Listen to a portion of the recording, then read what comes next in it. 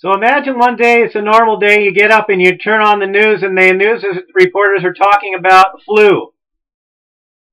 And they're saying how they have to close the schools and there's school holidays now because they don't want kids going to school and spreading the flu around to the other students.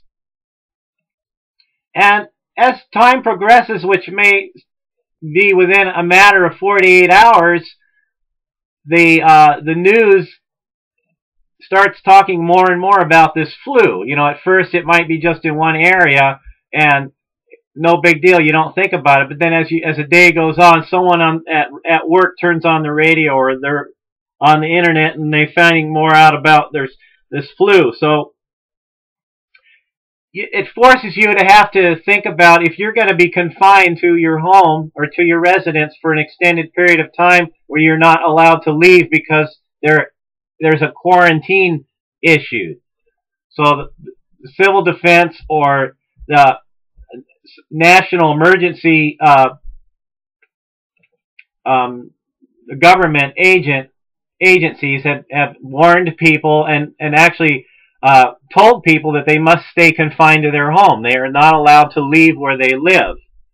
Only if they're given certain special permission and they wear the required sterile clothing or protective equipment to leave their house. So you're forced to actually have to stay confined to your home. You're actually prevented from leaving because of the laws. The law enforcement agencies are enforcing it, so you're not allowed to leave your house. So as this flu progresses, then you don't want to catch the flu, so you stay confined to your house. You stay isolated and you don't leave. You don't go to the store, you don't go to the market, you don't go to your job, you don't go travel, you don't go leave to go anywhere other than you have to stay in your own apartment or in your own house because a quarantine has been issued. That's how it turns out that this flu is very contagious. It spreads very easily, and people are dying from it, and there's no vaccine. There's no cure. So there's people are being the people that have to are being put on buses and being sent to facilities where there's encampments.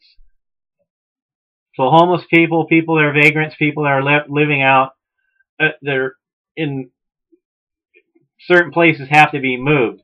But what happens is I'm thinking that if you have to stay home and you don't want to leave and you don't want to catch the flu and so you stay where you're at and you don't have any power or water or you can't there's no food, there's no water, fresh drinking water, and there's no electricity. Then the government would come and get you and you'd have to get on a bus and go to a camp. Because you couldn't live where you're at, you don't have the means of sustaining your own self during the pandemic event. So you're quarantined, but the government comes and they're in suits, they're in full, medical protective gear, and they're taking you and putting you on a bus, and you might have to go to an encampment.